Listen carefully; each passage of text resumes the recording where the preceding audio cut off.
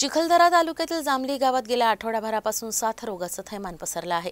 दरम्यान राज्यसभा सदस्य अनिल बोंडे यांनी इथं भेट देत उपचाराधीन रुग्णांची चौकशी केली। त्यांना पूर्ण क्षमतेनं वैद्यकीय उपचार उपलब्ध करून देण्याच्या सूचना त्यांनी आरोग्य विभागाला दिल्या आहेत। चिखलदराच्या जांभली गावात साथरोगाचं थैमान वाढल्यामुळे जलजन्य आणि कीटकजन्य आजारांमुळे काही रुग्णांचा मृत्यू झालाय, तर 4 जणांचा मृत्यू अतिसारामुळे झाला। यानंतर खासदार डॉक्टर अनिल बोंडे यांनी जांभली गावात धडक देत जिल्हा परिषद शाळेत आरोग्य विभागानं उभारलेल्या अस्थायी रुग्णालयाला भेट दिली। या ठिकाणी सध्या 6 रुग्णांवर उपचार सुरू आहेत।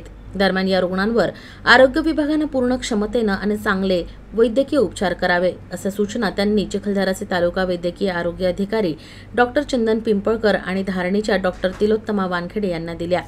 याशिवाय उपचार घेत असलेले रुग्ण तसंच त्यांच्या नातेवाईकांची विचारपूस केली। जांभली गावामध्ये गेल्या 10 दिवसापासून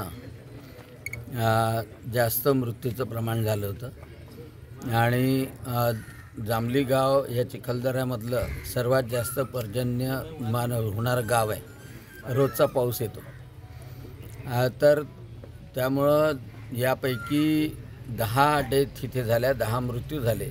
त्यापैकी 7 मृत्यू वयोवृद्धाच्या जरी असल्या, 6 मृत्यू वयोवृद्धाच्या असल्या तरी 4 त्यापैकी तरुण होते आणि या मृत्यूमध्ये अतिसार, उलट्या होणे आणि ताप येणे या सगळ्या गोष्टी होत्या।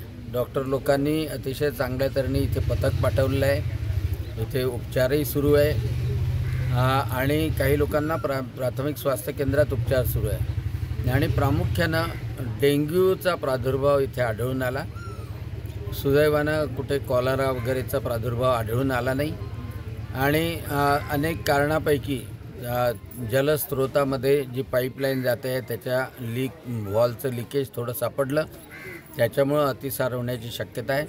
आणि सर्वात महत्त्वाची गोष्ट की पाऊस जास्त असल्यामुळे, जागोजागी पाणी साचल्यामुळे डेंग्यूचा प्रादुर्भाव खूप जास्त होता, परंतु शासनाने प्रशासनाने अतिशय मेहनत घेऊन संपूर्णतः कोरडा दिवस पाळणं, फवारणी करणं या सगळ्या गोष्टी केल्या आणि त्यामुळं आता आजची ओपीडी अतिशय कमी झालेली आहे आणि नियंत्रणामध्ये आलेलं आहे।